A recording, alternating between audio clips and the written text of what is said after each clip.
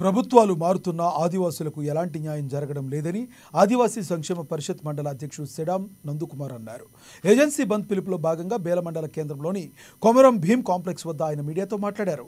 Agency బంద్కు ఆదివాసీ సంక్షేమ పరిషత్ Roy centre మద్దతు తెలిపిందన్నారు. ఎన్నో ప్రభుత్వాలు మారుతున్నా ఆదివాసీల స్థితిగతుల్లో ఎలాంటి మార్పు కానరావడం లేదన్నారు. ఇకనైనా రాష్ట్ర ప్రభుత్వం స్పందించి ఆదివాసీలకు న్యాయం చేసే దిశగా చర్యలు చేపట్టాలన్నారు. ప్రత్యేక డిఎస్సి నిర్వహించాలని, బ్యాక్లాగ్ పోస్టులు భర్తీ చేయాలని వారు డిమాండ్ చేస్తున్నారు. తెలంగాణ రాష్ట్ర వ్యాప్తంగా డిఎస్సి బంద్ కార్యక్రమం చేయబడుతుంది. అదేవిధంగా వీళ్ళ తరఫు నుంచి కూడా ఏజెన్సీ బంద్ని మా వీళ్ళ మండల సంఘాల తరఫు నుంచి మద్దతు తెలుపుతున్నాము.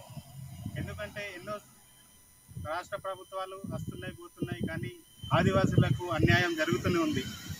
కనుక ఈ ఏజెన్సీ బంద్ ముఖ్య డిమాండ్లు ఆదివాసీ ప్రాంతాల్లో ఆదివాసీ ఐటీడీఏలో ప్రత్యేక ఏజెన్సీ డిఎస్సి నిర్వహించాలి. అదేవిధంగా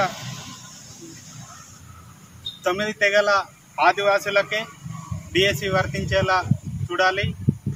అదేవిధంగా ఐటీడీఏ బ్యాక్లాగ్ పోస్టులను తొందరగా భర్తీ చేయాలి. అదేవిధంగా 28 శాఖలలో